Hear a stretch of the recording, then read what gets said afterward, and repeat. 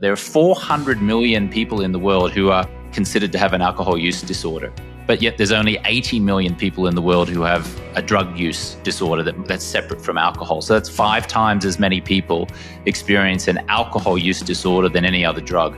In March 2020, when the pandemic started, in the subsequent years, we saw a 23% increase in alcohol-related deaths. And 7,000 people die a day, they estimate, from alcohol-related illnesses.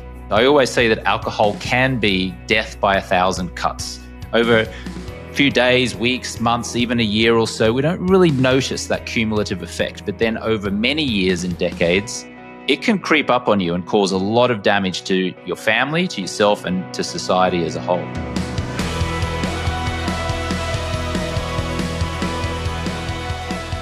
All right, it's official. I'm coming to Melbourne, Australia. I'll be there for a couple weeks, but as a part of this tour, I will be hosting a fantastic public event, one epic night at Luminaire in South Melbourne with the team from St. Haven Private Club. Whether you're into health, performance, longevity, fitness, or any other element of life optimization, I will teach you how to become boundless. It's going to be an incredible evening. Here's what you need to know. It will be June 26th, 6:30 to 8:30 p.m., and there will be an option for a VIP experience with me that includes a meet and greet and the book signing. You can get all the details and get your limited seat now at bengreenfieldlife.com/Australia 2025. That's bengreenfieldlife.com/Australia 2025. Oh man, it has been a while. I was just talking before we started recording with my guest, James Swanwick. He was on my show years ago in this whole episode about quitting alcohol and how he lost 30 pounds and made more money and attracted better friends and lovers and got a job hosting SportsCenter on ESPN, all thanks to him quitting alcohol, which, as you'll hear once you hear James' rollicking accent, is also odd because I believe your background, James, is Australian, and I don't meet many Australians who don't drink. That's right. I was a socially acceptable drinker in Australia, but when people think Australian drinker, they think, wow, he must have really been a drinker. Yeah, exactly. So even more impressive. And you wrote this book, Clear, the only neuroscience-based approach for high achievers to finally break free from alcohol without AA, rehab, or willpower, which is obviously the subtitle for a lot of people would be a hefty claim. But your publisher obviously let you do it. So, well, you know what? We have a scientific study which shows a 98% reduction in drinking. So that's helpful when I'm making claims like that. Yeah, well, for people who didn't hear our first episode, because I want to hear about the neuroscience-based approach, which is very interesting because I didn't tell you this less than 2 weeks ago, and it just came out yesterday, released a podcast on using neuroscience to quit porn. And it was all about the use of neurofeedback and brain reprogramming and rewiring. So I would love to hear what you did with alcohol. But before we get to that, tell me, for people who didn't hear our first podcast, like what got you down this road in the first place in terms of quitting alcohol? I was a socially acceptable drinker growing up in Australia, in that I would have 2, sometimes or often 3 drinks per night, most nights of the week. On weekends, when I was in my 20s, certainly I got drunk on weekends. But I wouldn't say that I was what society would refer to as an alcoholic. I didn't get arrested. I didn't get a DUI. I didn't wake up in a ditch. However, I started drinking when I was 16. And by the time I got to age 35, that's almost 2 decades of drinking experience in me at 2 or 3 drinks a night, sometimes a bottle of wine, etc. And you know what? It caught up with me. I was 35 years old. It was 2010. I was in Austin, Texas. I had 2 Bombay Sapphire gin and tonics at a South by Southwest festival party. I went back to my hotel outside of downtown Austin, went to sleep. And when I woke up the next morning and I looked in the mirror, I just looked and felt blah. And by blah, I mean average. I was 35 pounds overweight. I was tired, irritable, stressed, envious of people. I went next door to this IHOP, an International House of Pancakes, and I'm sitting in this IHOP when it dawned on me, what am I doing in an IHOP? Not drinks, hopefully, because I'm pretty sure they don't serve alcohol there. No, they don't serve alcohol there, no. There were all-you-can-eat pancakes with whipped cream and maple syrup. Yeah. And I was looking out of the booth that I was sitting in, and then I was looking inside at all these kind of unhealthy looking people eating these pancakes, and I thought, time to make a change, James. And that was the moment. And I said, I'm going to stop drinking for 30 days just to see what would happen. And that's what I did. And I didn't realize it'd be 15 years, but now in 2025, I'm now 15 years alcohol free. That's pretty impressive. I'm 17 years drunk free. I'm not 17 years alcohol free, but your streak is more impressive than mine for sure. As far as the the ramifications of that and how it became something that you're known for, did you decide at some point along the way, I just want to teach this to other people, I want to write a book about it? Did you ever envision yourself kind of turning this into a career? I did 5 years later, so 5 years after I quit. So in 2010, when I quit, I lost 13 pounds in 30 days. It just fell off me. I became clearer, felt healthier, looked better. I auditioned to become a sports center anchor on ESPN, and to my utter bewilderment, they gave me the job. And I really credit the clarity and focus that I got from being alcohol-free to helping me get that job. I attracted a great romantic relationship. When I wasn't working at ESPN, I found myself over in Los Angeles, California, and I would go to these Hollywood Hills parties, and I would kind of go on the party circuit, Golden Globes, Oscars, MTV movie awards, after parties, being alcohol-free, drinking soda water and lime and dancing on tables and having a wonderful time. And lots of people started to notice this. And they said, how are you not drinking and going to all these hedonistic parties? By the way, somebody were asked that, and nowadays, I know about probably 50% of the people at parties would say they're on magic mushrooms. That wasn't the case then, no. And that was when the idea hit me. I'm starting to get asked this question repeatedly. How am I having fun living alcohol-free? I remember actually I was at the Playboy Mansion and people were asking me, how the heck are you up there dancing with these women? And I was single at the time and not drunk and not, jumping in the grotto and getting drunk and stuff. And I'm like, I don't know, I'm just high on life. I'm just happy. I'm just clear and focused and energized.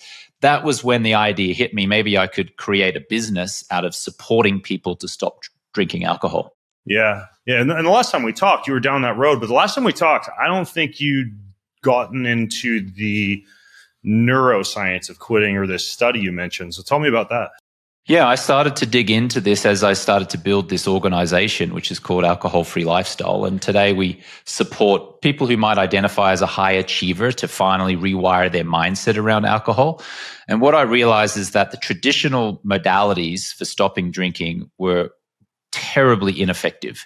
So, for example, willpower is ineffective. And then there's a lot of reports out that suggest that AA's actual success rate is less than 10%. And that was shocking to me. Then there's rehab, which a lot of people suggest is about a 5% success rate in terms of people getting long-term power over alcohol. People return to rehab all the time. And then there's all these other kind of ways that aren't particularly well known. And I just got fascinated by what drives human behavior. What is addiction? What makes humans behave the way they behave, and what makes them get addicted to something, and what helps them stop being addicted? So I just dived into neuroscience. What is it that I can do? How can I behave? What can I learn that will drive my behavior towards what I want, not away from what I don't want? And most people, and this is really one of the biggest fundamental kind of pillars of what I coach with neuroscience, most people are saying to themselves, I have to quit alcohol, don't drink, or I have to quit smoking, don't smoke. And so we're focusing on what not to do. There's a bundle of nerves in our brain called the reticular activating system, otherwise known as the RAS. And the RAS doesn't understand the negative command. It just hears alcohol, smoking. So when you say don't drink, don't drink, don't drink, it just hears drinking. Right. It's the pink elephant phenomenon. Exactly. So if we just do what I call the flipperoonie, and the flipperoonie says, instead of saying don't do something, we say do this. And in this case, it's I easily only drink soda water ice with a piece of lime. I'm going to walk up to the bar tonight, straight up to the bartender, and I'm going to say, I'd love a soda water. Give me a splash of cranberry. Give me a little bit of pineapple. What great mocktails do you have? Tonight, I'm going to drink alcohol-free alternatives. And if we just say that to ourselves, then the study of neuroscience and human psychology and the way that the brain works, the RAS, those bundle of nerves in our brain, locks onto that and goes, okay, I'll do that for you. I'll use an analogy, Ben. If we're going skiing down a mountain, sometimes the internal dialogue is, don't steer towards the trees, don't fall over. And then invariably we tend to steer towards the trees and fall over. It's the same thing here. So that's really one of the core pillars, is that instead of trying to remove away from alcohol, let's move towards an alcohol-free lifestyle. And the key word there is lifestyle. The name of my company is Alcohol-Free Lifestyle. And if we break down the third word there, lifestyle, it's a style of life. And so what we're doing with neuroscience is we're showing you a style of life with good nutrition, exercise, gratitude. Incidentally, they've shown that a daily gratitude practice can reduce cravings for any drug by as much as 30%, which is fascinating. And living a life of appreciation instead of expectation, those things combined really drives human behavior in a very positive manner. Yeah, the dopaminergic stimuli from something as simple as a gratitude practice has always been shocking to me when you look at the science of that and how it can actually replace similar, potentially hedonistic dopaminergic cravings. And it's nuts, and people laugh at it and then they start to do it. And, for me, it's prayer every morning, just praying about all these different things I'm grateful for. And it actually works, oddly enough, to produce this feel-good effect that obviously goes way beyond just dopamine. But yeah, it is very interesting how that works. And a lot of people think it's esoteric and woo, and it doesn't involve putting a shock collar on your wrist or something like that. But it works way better than just trying to slap your hand away every time you say, I'm not going to drink. I think the other thing that you mentioned to me in our last podcast, if I recall properly, is you don't say, I'm not having a drink right now. You literally say, like, I don't drink. Do I remember that properly? Yeah. Verbiage is so important. What we say matters. And a lot of us are saying things like, I have to and I need to, which comes across as very heavy and very kind of dark, right? Which is, I need to do something, I have to do something. If we just change it to, I get to, I choose to, that gives us a very different feeling, which affects our thoughts, which affects our behaviors, which ultimately affects our outcome. So instead of saying, I have to quit drinking, it's like, I get to live alcohol free. Instead of saying, oh, I have to drink, soda water tonight, it's like, I get to drink soda water tonight. I choose to. And it may seem, ridiculously simple, and it may seem even woo-woo, but I'm telling you, this is the neuroscience. This is behavioral psychology. I have studied studies out of Cambridge, Harvard, Princeton, MIT, like all of these top universities. Positive verbiage, gratitude practice, focusing on great nutrition, human connection is something we could talk about, have all been shown repeatedly to reduce and in many cases destroy cravings for any drug, including alcohol. Yeah, it's very interesting. I drink. Yeah, I drink because you've ribbed me about it here and there. I think we even talked about it a little bit on the last podcast. I probably drink, 4 to 5 nights a week. I have a glass of wine with dinner. Occasionally, if I'm out and about, like a cocktail. And very, very seldomly do I ever exceed a drink. Now, if I understand correctly, you think that even that or any amount of alcohol is just bad for you? Yes. And here's why. There are repeated studies that show that even one seemingly innocent drink per night is enough to destroy some level of brain matter. There was a study actually in 2022 out of the UK of 36,000 British middle-aged adults. They had them drink 1 drink a night, 7 standard drinks a week, not much. And then they looked at the brains and they saw that it destroyed grey and white matter in the brain. Now, that should be shocking. That's just one seemingly innocent drink per night. This wasn't like like measuring people with some kind of a questionnaire, like, do you drink, how often drink? They literally had them in a lab. Yes, exactly. And then right after the drink, it would show shrinkage in brain matter? No, they would do it like on a weekly basis afterwards, and they would look at the brain matter after like a drink a day over a period of time. In fact, Andrew Huberman actually talked about this very study about 2 years ago on his podcast, and that was kind of one of, let's say, the triggers that opened a lot of people's eyes to the actual potential negative consequences of drinking.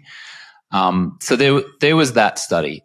I thought that study was an observational study. Like I thought they had a whole bunch of like UK Biobank data, and then they took people who from the UK Biobank data had reported a certain amount of drinking, and then they scanned the brains and found a correlation, like an inverse correlation between amount of drinking and size of gray matter and white matter in the brain. They actually didn't know if these people had low gray matter and white matter and that predisposed them to drinking, or the drinking caused the shrinkage in gray matter and white matter. That was a 2022 UK Biobank study that I saw, which I thought at the time Huberman reported it, it was a little bit potentially misleading because it's a correlative study. It's like an associative study, but doesn't really indicate causation. And of course, the other thing that's interesting is like, it didn't actually test cognitive function, dementia, Alzheimer's. Compare the study to some of the studies that show alcohol can actually reduce risk of dementia in some cases by up to 10%. So I thought it was interesting, but kind of like one of those observational studies that suggests more data needed. And this is difficult to do. You almost need like a metabolic ward type of environment for this, but literally take people and you have a group drinking none, a group drinking one, a group drinking two, and maybe a group drinking three. And over a period of time, you're doing like a monthly, fMRI on the brain to see if there's a change in gray and white matter. It's like a dose response to the alcohol intake. So I just don't think the study was strong. And perhaps more importantly, like they didn't actually look at dementia or Alzheimer's or cognitive function or anything. They just looked at gray and white matter in the brain. Well, let's just say that was the case. So let's just give you the benefit of the doubt and say, okay, that seems a valid argument. Alcohol has been linked to at least 7 types of cancers. It is a carcinogenic, so it's been shown to kill brain cells, restrict brain growth, lead to a leaky gut. Obviously, there's all of the anecdotal stuff like causes you to gain weight because you're drinking excess calories. Also, it disrupts your sleep. And when we have disruptive sleep, that can show up the next day with irritation, which can lead to eating more food that we might ordinarily, to again trying to seek comfort or get a temporary sugar high by drinking alcohol and other things. So there are increasing studies that are coming out which are linking alcohol now to negative consequences. Now, I know in your case that you drink modestly, like you just shared, and I actually wrote about you in the book, Clear. And I know that you were saying, I'm just looking actually at the part of the book here that you were saying that low levels of alcohol, which is like a stressor, can apparently boost adaptation and resilience, I think you said, yeah? I want to talk about the hormetic piece, but the cancer piece, it is a little bit nuanced. Like you're right, for esophageal cancer and breast cancer, there is a demonstrable increase, not as much as people would expect. Like in women, your risk of breast cancer goes from something like 11% to about 13.5% if you are consuming more than 1 drink of alcohol per day versus not drinking at all. So it's a bump for sure. I think not as much as what people would expect, but there were 3. Who was the U.S. Surgeon General? Vivek Murphy. Murphy, thank you. Yeah, he did a whole report on this. So that was the Surgeon General report, and then national academies also dug into 15 years of data on alcohol intake and cancer, and then they had it's called the ICC-PUD, the Interagency Coordinating Committee for the Prevention of Underage Drinking. So they mostly look at minors, but what they did was they also, in adults, looked at cancer.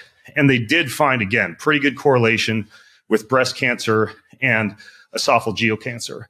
But everything else was a very low confidence interval in terms of cancer risk without actually addressing any confounding variables. Like let's say like the unhealthy user bias, right? You say the same thing for red meat. People say red meat is bad for you, but there's kind of like a pretty big sector of the population that already knows red meat is bad for you, or at least they've been told that. And that's the same population who are smoking cigarettes, eating fast food, kind of defying healthy social norms whatsoever. And so it kind of skews the data. In the case of alcohol, because we're looking again at highly correlative, largely observational studies based on food intake questionnaires, like it's very difficult to say that the people for whom a slight increase in cancer was reported were actually living a healthy lifestyle. And the people who didn't drink alcohol were actually living a healthy lifestyle. Like you actually can't differentiate between the two adequately with the data. And again, I think you can make a decent case really for 4 diseases of esophageal cancer, breast cancer. There's an emphysema issue of the lungs that alcohol is heavily correlated with causing issues for. And then, of course, like liver psoriasis. Like those 4 for sure have leapt out on these studies. But it's either a very small or a very foggy, low confidence interval for the cancer risk in these studies. And they actually excluded, especially the underage drinking group, they excluded Mendelian randomization, which means that they can't really support causality like an observational study might be able to. And so it's kind of like, again, clues, I think, that require a greater amount of digging. Because if you look at, like I was saying, like the responsible nature of alcohol, there's a massive study, tens of thousands, I think it was like 80,000 men, Italian men, and they looked at Mediterranean-style drinking habits versus normal drinking habits. And Mediterranean-style drinking habits means high intake of polyphenols, fruits, vegetables, extra virgin olive oil, clean meats, nuts, fresh dairy, and a very low amount of binge drinking and having alcohol only with a meal in a social setting. And they actually found that compared to the people who kind of like drink like, I don't know, Westerners or the Australians who aren't James at the Playboy Mansion, that there was a very low rate, including risk of mortality from cancer, in the people who were drinking, quote, responsibly, unquote, and pairing that with a generally healthy lifestyle, which might suggest why we see a lot of these blue zones, despite the records not being that great, displaying some amount of longevity, despite averaging more alcohol than what people who are on the no alcohol bandwagon are recommending. And so the last thing that I think is important to note is when you look at the context of the alcohol consumed in especially those 3 major reports that a lot of people citing the cancer risk are turning to, there is no differentiation. When they say like an average of a drink a day, so 7 drinks a week, they actually never went in and differentiated between binge drinking versus moderate consistent drinking. What I mean by that is they didn't differentiate between, is this person having 7 drinks on a Saturday night on a bender and is a party animal, or is this, a father like me having a glass of organic wine at dinner with his family each night? And the body responds far different. Maybe this would lead into what you were talking about as far as hormetic stressors. The body responds far differently to a hormetic stressor that's dosed in huge amounts all at once versus that's evenly spread out in small amounts throughout a day, week, month, or year. So what I mean by that is, like, if I told you running is good for you, because running creates massive amounts of oxidative stress, similar to what you might get from a massive dose of alcohol, and you go out and run 30 miles on a Saturday morning, that's going to be received by your body, your physiology, your endocrine system, your inflammatory potential far differently than you running, say, 4 miles each morning of the week. So I think the timing and the dosing is also an important variable that sometimes people don't see, or the studies neglect to report, if that makes sense. Yeah, so I would submit that your style of drinking sounds like it anecdotally is absolutely fine for you. It doesn't seem like it compromises anything about your life, right? You said 4 times a week, I think you referenced 4 drinks per week. Is that right, Ben? Yeah, about 4 to 5 times a week, and not the California Cab fishbowl sized glass of wine. Okay. So to clarify, it's usually organic biodynamic wine, rarely from the U.S. because of the pesticides, the synthetics, the additives, the herbicides, all of the things that tend to be in alcohol or often accompanied with alcohol that I think are often worse than the alcohol itself, or a very low sugar cocktail like club soda, lime, a shot of mezcal tequila, and a splash of bitters. So I'm very picky about no high fructose corn syrup, no synthetic additives, preservatives, chemicals, pesticides, herbicides. So always clean. And it's always, when people drink with me, they're usually surprised, especially when I'm at a party or restaurant, that I'm a one and done cocktail guy. The only time I would break that rule is I will sometimes go on a date with my wife. This is usually about twice a month. I have a cocktail or a glass of wine as we're visiting before dinner. Then her and I split. We do a split pour of another glass of wine during dinner. And that for me is like my, quote, heavy drinking day. Yeah, got it. And let me ask you, what is the enjoyment that you derive from drinking the alcohol, the tequila, actually in the first place? And by the way, the least bad alcohol is actually tequila. Yeah, the intact agave fibers act potentially as a little bit of a microbiome feeding compound, and they also slow the glycemic response to the meal. You know, similar to like having your salad before you have your potatoes or something like that. So yeah, mezcal is up there. Yeah. So what is the enjoyment that you derive from having that drink, maybe a drink and a half, the 4 times a week? Like, what do you feel? What do you feel are the benefits of that? I would say 3 things. Number one, and I know that you know this, alcohol causes a release of the inhibitory neurotransmitter GABA. You get binding of GABA to those receptor sites, and you get kind of this relaxed, socially lubricating type of effect. So a little bit of relaxation. The second would be the taste, particularly as a palate cleanser with an appetizer or a meal, something besides water to sip between bites that, in my opinion, enhances the flavor.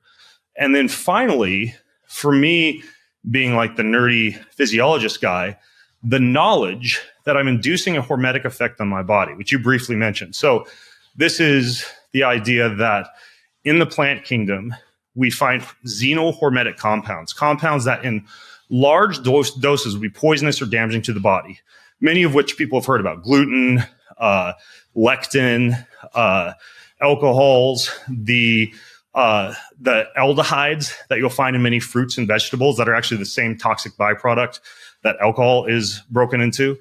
And when your body is exposed to small doses of these, similar to, say, like heat stress, cold stress, exercise stress, you get a release of endogenous antioxidants, such as superoxide dismutase, glutathione peroxidase, the same antioxidants you'd go to, Whole Foods or, shop on Amazon to put in your pantry to fight inflammation. Your body actually turns into an antioxidant producing factory when it gets exposed to those mild amounts of stress. That's actually one underlying mechanism that people have hypothesized might be responsible for the seeming longevity-inducing effects of folks in the blue zones having small amounts of alcohol on a regular basis. I think again, that's very associative data. There's no causative effect that's been studied.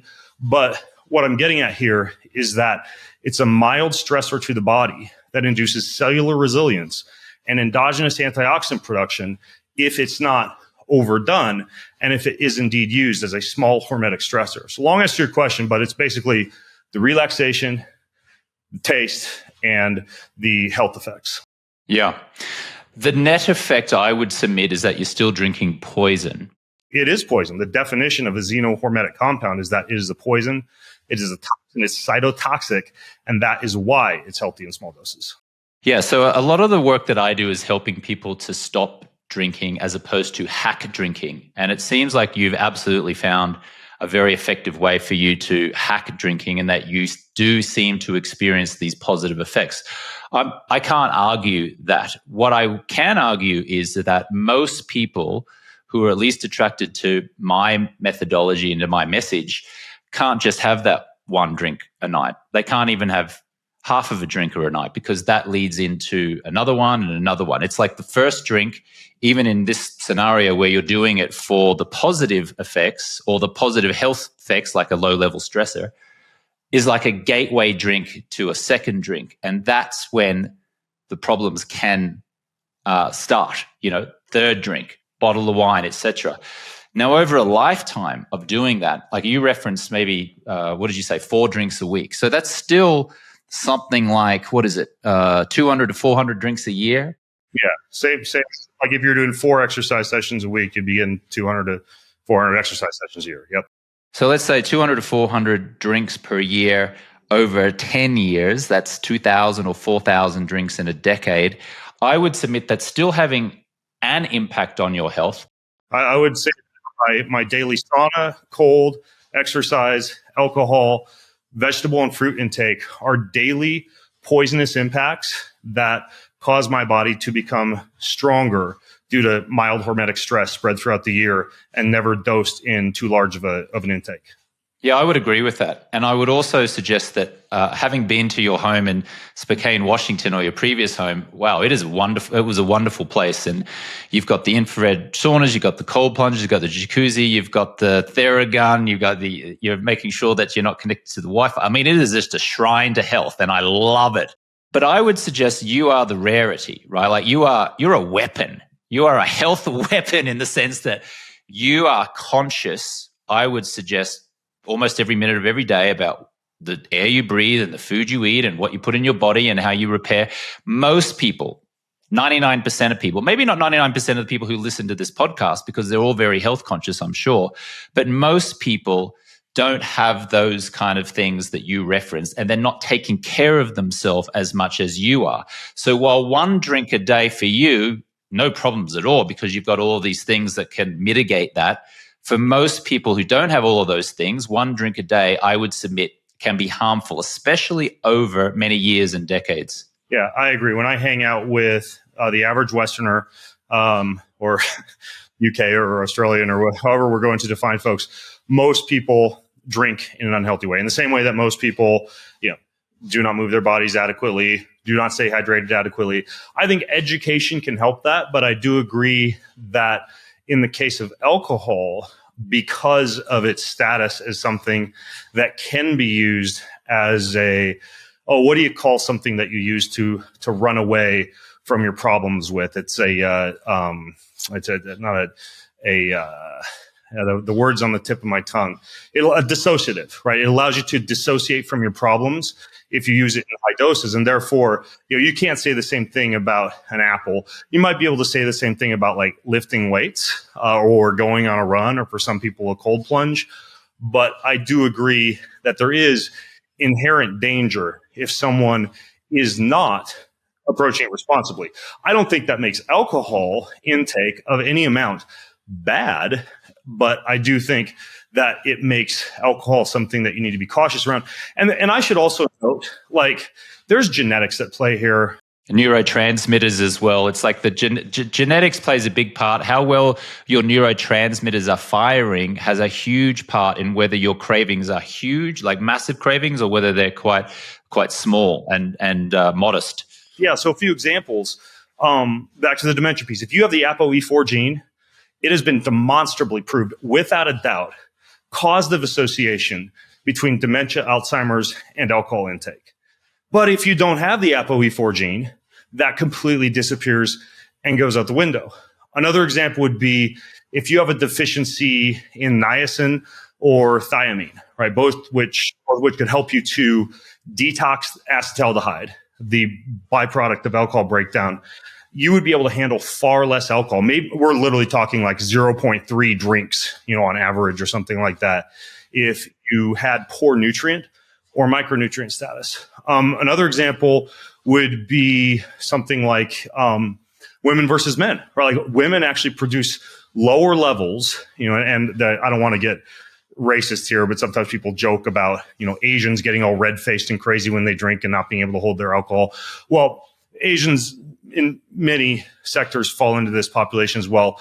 Lower endogenous production of alcohol dehydrogenase, right? Women too, they just can't break down alcohol as well. So they have to drink far less than the average person might be able to get away with.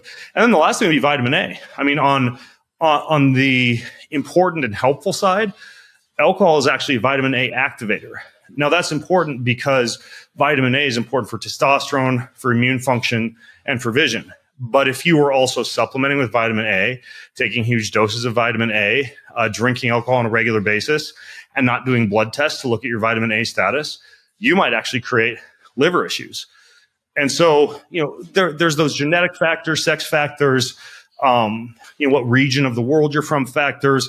And then, like I mentioned earlier, total no-no, big X if you have esophageal cancer, breast cancer, or I would even say a genetic risk for those, which is easy enough to test for nowadays. Liver cirrhosis, obviously.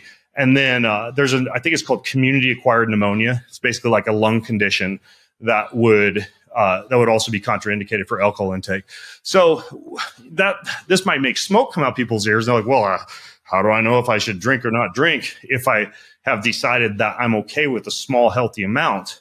And that just requires, in my opinion, if you're going to be as responsible as possible and you want to do this, get a genetic test, get a blood test, see where you're at, and then make a decision from there about whether you're going to have small doses of a hormetic stressor on a regular, responsible basis without overdoing it. I think you mentioned a couple of things that were interesting. Most people aren't getting blood tests. Most people aren't checking their genes. They're not looking at these kind of things. So they're blissfully unaware.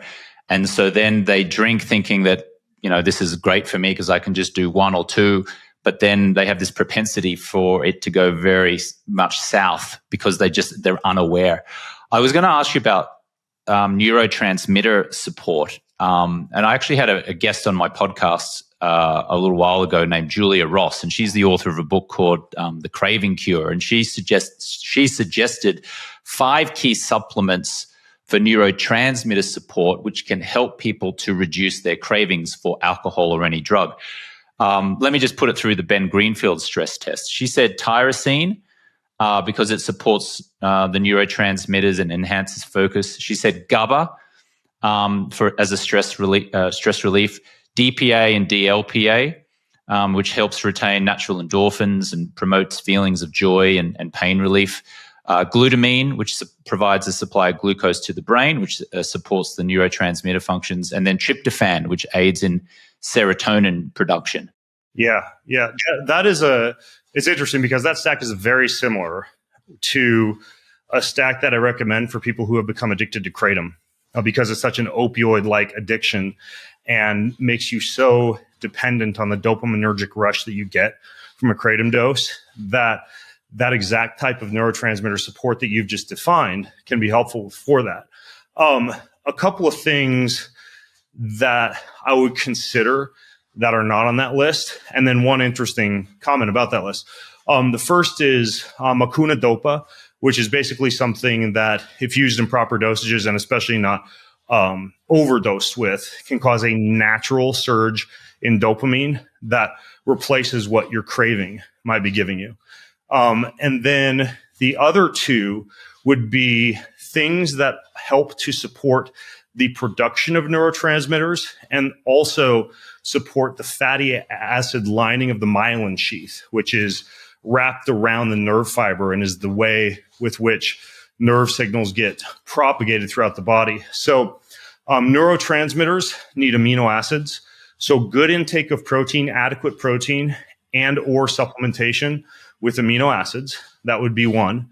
And then 2 fats that a lot of people know about that help to support neurotransmitters, particularly by supporting that myelin sheath, are DHA, right? Docosahexaenoic acid, which you'd find in fish oil or algal oil, for example, and oleic acid, which comes from olive oil, as the name implies. So, let's say like a Mediterranean approach, high intake of fatty fish, decent amount of bioavailable protein, good amount of extra virgin olive oil. Some of these supplements that you've just listed, like the tyrosine, the L-Dopa, and I forget the full list. You said tyrosine, GABA, DPA, and DLPA, glutamine, and tryptophan. Yeah, glutamine, tryptophan, DPA, DLPA. Yeah, that's a good stack. The interesting thing is that alcohol actually causes a GABA release. And so the only thing you'd want to be careful with that stack is don't take it during a time you'd normally be drinking as a way to drink less but still drink, because you might actually make yourself feel drunk with extra GABA around and inadvertently say, well, I'm not going to drink 3 glasses of wine. I'm going to have just one, but I'm going to take this supplement stack. And you can actually have enough GABA to where you shouldn't operate heavy machinery or drive. And you're like, what's going on? All I had was 1 glass of wine. There was someone else I interviewed on my podcast, Alcohol-Free Lifestyle. It was Dr. Brooke Scheller. She wrote How to Eat to Change How You Drink, which is an interesting book.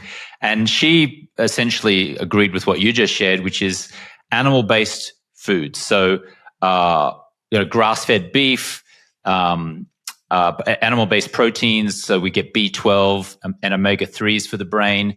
Creatine, by the way, also you get from those, which is it's been shown increasingly to be at 10 milligrams or above, amazing for cognitive function.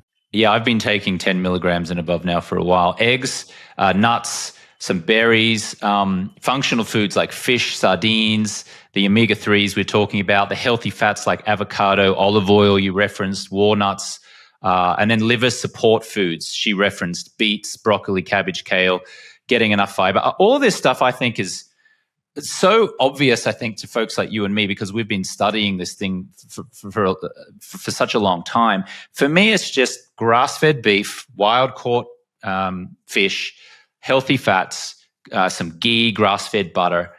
I'm good. And then I supplement with some creatine. Interesting note, actually, Ben, I remember it must have been 10 years ago, we were outside of Dave Asprey's Bulletproof Conference in Pasadena. And I stopped you and I said, give me one supplement that beats all. This is 9 years ago. And you know what your answer was? I'd probably say creatine. It was creatine. Yeah. And that was 9 years ago. Yeah. If you ask me nowadays, creatine would still be up there.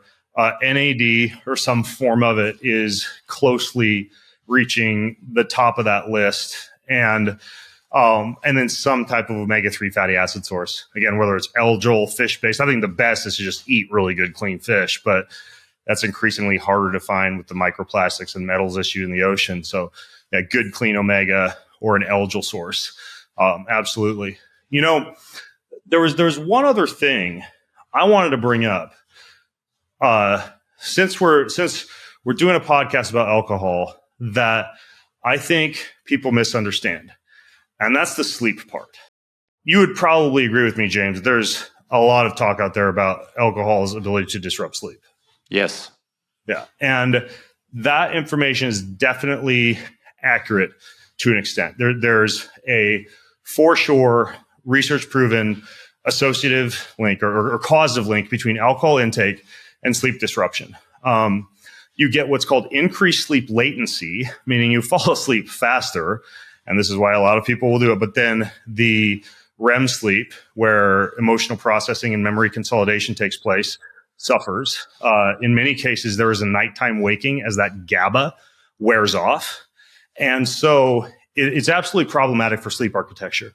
But I have scoured the studies on sleep and alcohol, and I can't find a single one that's not giving people anywhere from I found one that was up to 6 servings of alcohol, 30 minutes to 60 minutes prior to bed.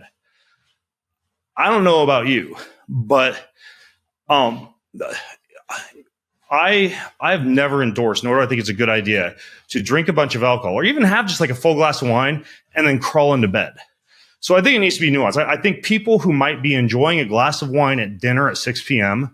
should not guilt trip themselves into thinking it's going to mess with their sleep later on. People who are having like a couple of gin and tonics at 9 p.m., and they're going to bed, 10 or even 11. I think those people should be careful. But again, I think even the sleep discussion is nuanced. It depends on how close it is to bed and how much. And I see these studies like the one where they gave people the equivalent of 6 shots of just pure alcohol, like spirits, and then sent them to bed. And I'm like, well, no, they're not going to sleep well. So I think some of these studies also just need to be a little bit more like the real world. Give people a glass of wine with food at 6 p.m. and then go measure the effects on sleep architecture. Well, I often say you're better off drinking alcohol for breakfast than you are anywhere close to bedtime, because at least then the body has 16 hours to try to get rid of the toxins that you've just consumed. And now you're suggesting 6 p.m. might be okay. Look, 6 p.m. is going to be better than 9 p.m., but having alcohol at 9 a.m. over your cornflakes is probably going to be best, I would submit. Although, look at it this way too, James. your liver does most of its antioxidant production in the evening. So you could actually make an argument that if you're looking for the endogenous antioxidant production and the sparking of things like glutathione released by the liver, that letting the liver process the alcohol overnight is better from a circadian rhythmicity standpoint than drinking in the morning. Well, look, I'll tell you what. I'm not going to cite another study, but I'll cite you hundreds of anecdotal case studies from folks who've gone through our 90-day stop drinking program and stopped drinking, who have anecdotally shared that their sleep just got infinitely better as soon as they stopped drinking alcohol. I'll use one example. There's a gentleman called Evan Melcher, who's a financial services manager out of Atlanta, Georgia. And he actually was an Oura ring wearer, still is. And in the year before he came and joined our Project 90 stop drinking process, he was tracking his heart rate variability with an Oura ring. I'm actually wearing my Oura ring right here. And then he joined our program. He stopped drinking, and then he continued to track his heart rate over the course of the next 12 months as an alcohol-free gentleman. He estimated that he saved 5 million heartbeats over the course of 1 year because his heart rate went from something like, that might be a bit too fast. Let's just say it was... He made his Energizer bunny last a little longer. Yeah. But then the heart rate slowed down when he stopped drinking to more like... Right. And the reason for that is usually not due to an influence of alcohol on the actual pacemaker cells of the heart. It's due to alcohol having a temperature increasing effect. I mean, technically, alcohol is a macronutrient, right? It's broken down into acetate in the body, metabolized for energy, much like protein, fat, and carbs. But it's 7 calories per gram, and it causes a body temperature increase. I think a lot of people who have found themselves sweating when drinking in an environment when they would normally not sweat have experienced that. And how does the body cool? Well, it sends blood to the extremities. And so there's less blood to go around. So the heart has to pump more times per minute. So yeah, if you looked at his Oura ring data, he probably saw not just an increase in heart rate, but an increase in body temperature also. It's possible. Yeah, I'd have to dig in a little further to that. The other interesting thing with that gentleman, he was on 4 prescription medications before he stopped drinking. He was on sleep drugs. He was on stress and anxiety, he had acid reflux, and he had high blood pressure.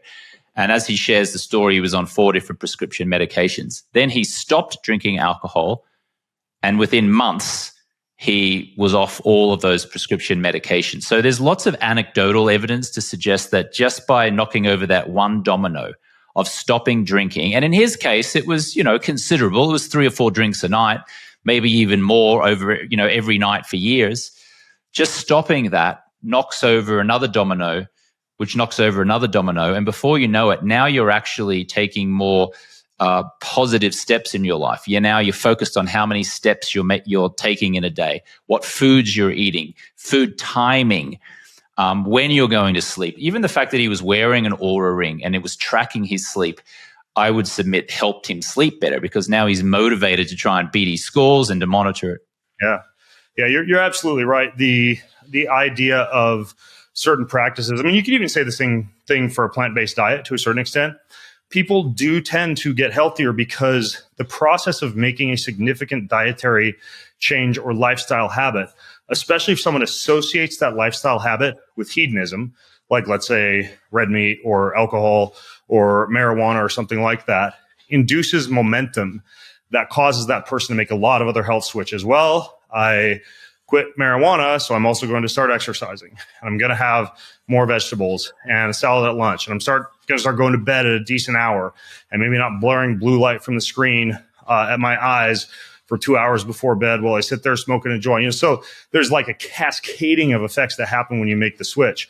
And I think that cascading of effects is highly positive. I think that for most people, it is better not to drink than to drink if drinking causes any type of issues in terms of, as you noted, James, a slippery slope slide towards excessive drinking beyond what I think would be healthy, which is around a little less than an average of 1 drink per day, which is why you wouldn't drink 7 days of the week and why I limit myself to 4 to 5. On the flip side, if you look at epidemiological data like these US biobank studies and these larger 3 studies that I mentioned that were in the U.S. Surgeon General's report, there is no mortality decreasing advantage to not drinking versus drinking. Drinking does not make you live longer, but it does not make you live shorter if it is done responsibly. And considering the fact that you do tend to see, depending on which disease you look at, a decreased risk of heart disease, decreased risk of diabetes, in some cases from a genetic standpoint, decreased risk of Alzheimer's and dementia, decreased risk of Parkinson's, kidney stones, venous thromboembolism. There's enough other health effects of having alcohol that you could make a case that there's no change in the amount of lifespan lived by drinking a little bit of alcohol on a regular basis, but the quality of life from a health standpoint, when it's consumed properly, might actually go up. When it's consumed properly, like you said 4 words there, if it's done responsibly. Most of my work is helping folks who are irresponsible, let's say, or they're not drinking responsibly. And that's where all of these damaging, compromising health challenges really kick in. So I don't think you and I are really debating that a small amount of alcohol, if done responsibly and appropriately, I would submit, could be beneficial. So I agree with you there. I agree with you that you have to check yourself and you have to do it responsibly. And many people simply can't do that, don't want to do that, don't have the tools to do that, and they'd be better off not drinking. There's actually 3 studies I want to reference, which puts irresponsible drinking, let's say, into real perspective here. 2012, study from Scotland ranked 19 commonly used drugs on the relative harm of drug misuse to self and others. I'm reading directly from my book here. They reported that heroin, crack cocaine, crystal meth, alcohol, and cocaine were in the top 5 places for all categories of harm. Alcohol was ranked as the 4th most harmful substance, with alcohol, nicotine, and volatile solvents being viewed as more harmful than some Class A drugs. In 2020, there was a study from Germany which corroborated those findings. But regarding overall harm, cocaine, including crack, methamphetamine, heroin, and alcohol were ranked as being the most harmful. And then this is the most interesting one of all. There's a 2021 study out of the UK which looked at 20 legal and illegal drugs against 16 different harm factors. It showed that alcohol to be the most harmful drug overall, the most harmful to others, and the 4th most harmful to users individually. I think all 3 of those studies are spot on.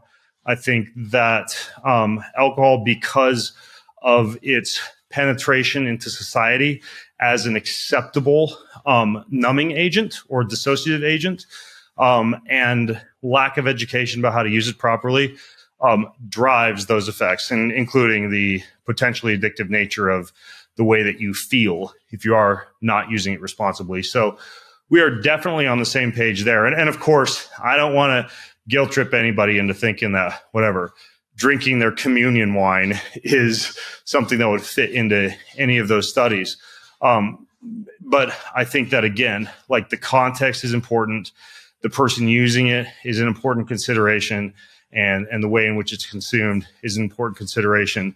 And James, I also appreciate you bringing awareness to this. This is not my intention for our chat here to tell people, or whatever, like, James is wrong, drink as much as you want, you're going to be fine. Instead, like, I would say that you are like 95% right, except for the part where you say any amount of alcohol is bad for you. That's where I would disagree with you. Well, I appreciate your view on that. And I actually, said that you and I have a friendly debate about this in my book, Clear, actually, which was fun. I should also actually just note just a couple of interesting statistics about alcohol use disorder. There are 400 million people in the world who are considered to have an alcohol use disorder, but yet there's only 80 million people in the world who have a drug use disorder that's separate from alcohol. So that's 5 times as many people experience an alcohol use disorder than any other drug.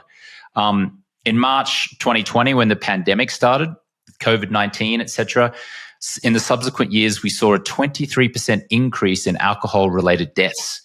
It's a huge problem. and it's cheap, it's widely available, and it's socially acceptable.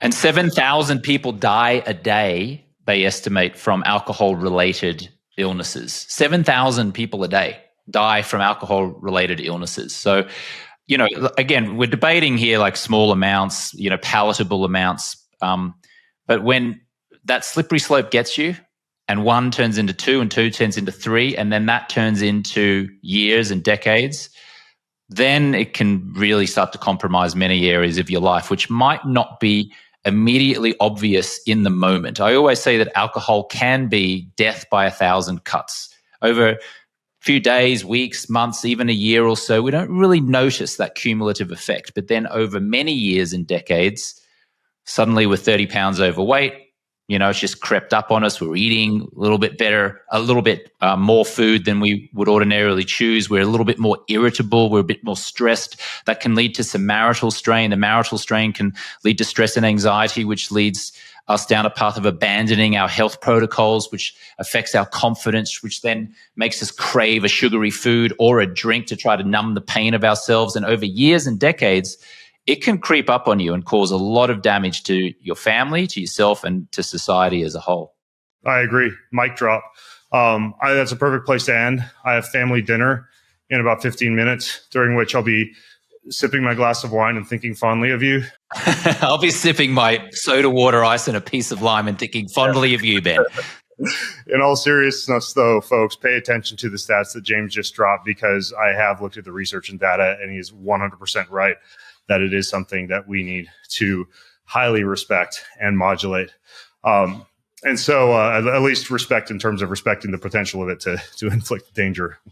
So James, thank you so much. You guys, if you want to comment, if you have questions, if you have feedback, I have created juicy show notes for you, or at least I will by the time this podcast will have been released.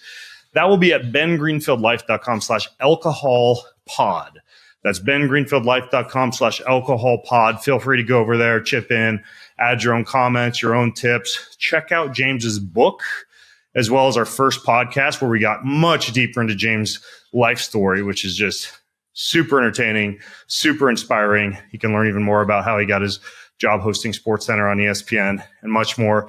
So all that's going to be at bengreenfieldlife.com/alcoholpod. James from Medellin, Colombia, right? Yes. I have a Colombian wife, and Medellin, Colombia is home now. Incredible. All right, man. Well, thank you so much for doing this. I appreciate what you're doing and how you're helping the world.